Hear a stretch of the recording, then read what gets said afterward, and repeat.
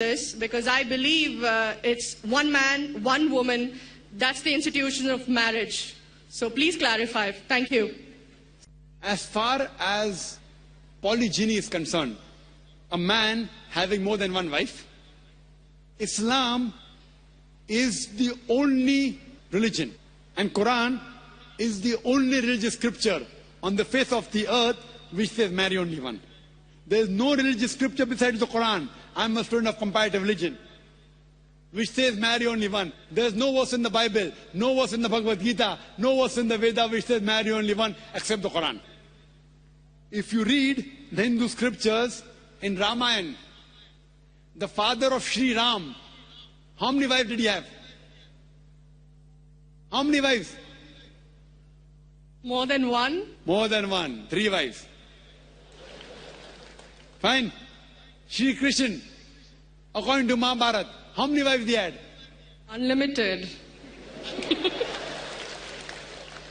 Not unlimited. You don't know your scripture well. No.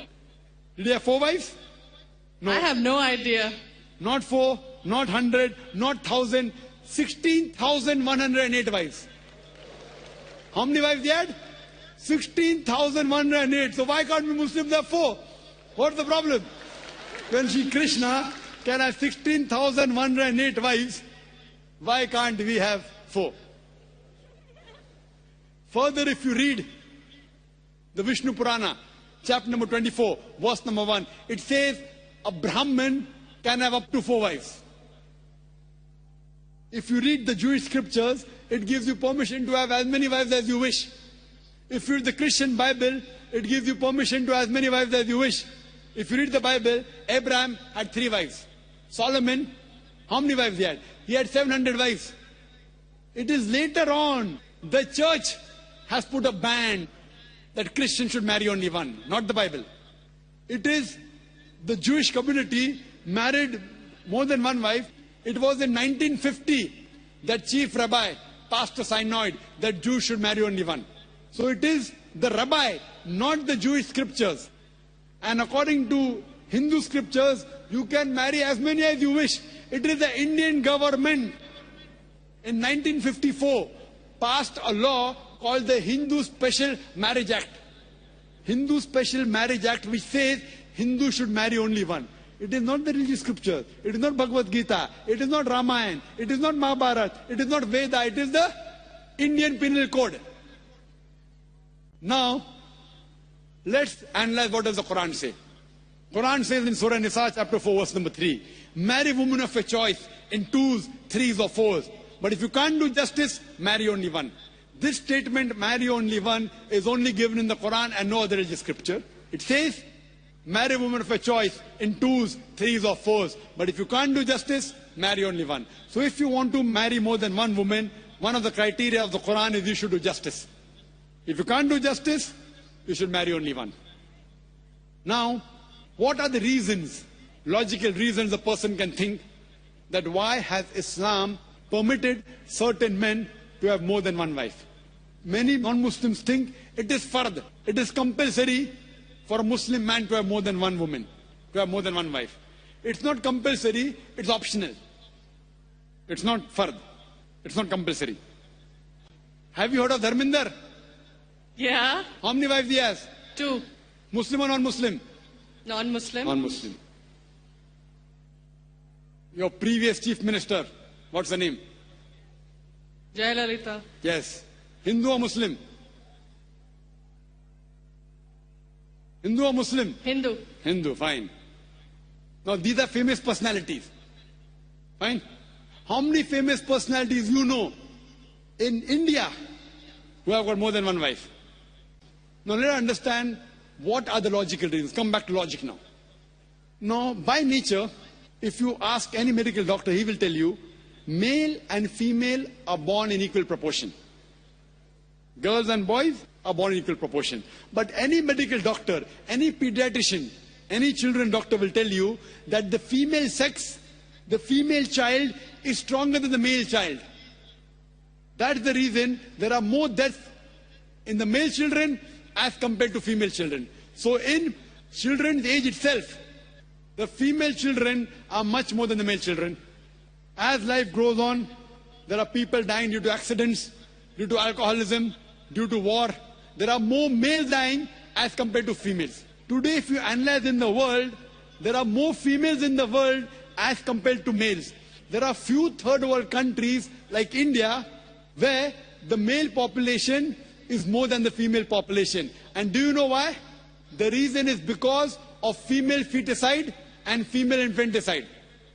According to an article, a program which came on BBC by the name Let Her Die, the program was assignment. There was a British reporter by the name of Emily Buchanan. She comes to India and she says that every year in India, more than 1 million fetuses are being aborted after they identified that they're females. She says more than 3,000 every day. You multiply, more than 1 million every year. According to the Tamil Nadu government hospital report, she gives the statistics, out of 10 female born alive, do you know how many are put to death? 4. Sister, did you know that? Tamil Nadu, your state, your beloved state, according to the government statistics, out of 10 females born alive in the government hospital, 4 are put to death. There are billboards put in Rajasthan and here, which says that spend 500 rupees and save 500,000 rupees. You know what does it indicate? Spend 500 rupees, do ultrasonography, do amniocentesis, identify the child you're carrying is a female, abort her, and save 5 lakh rupees, 500,000 rupees. Maybe a couple of 100,000 upbringing her, and the remaining 100,000 in dowry.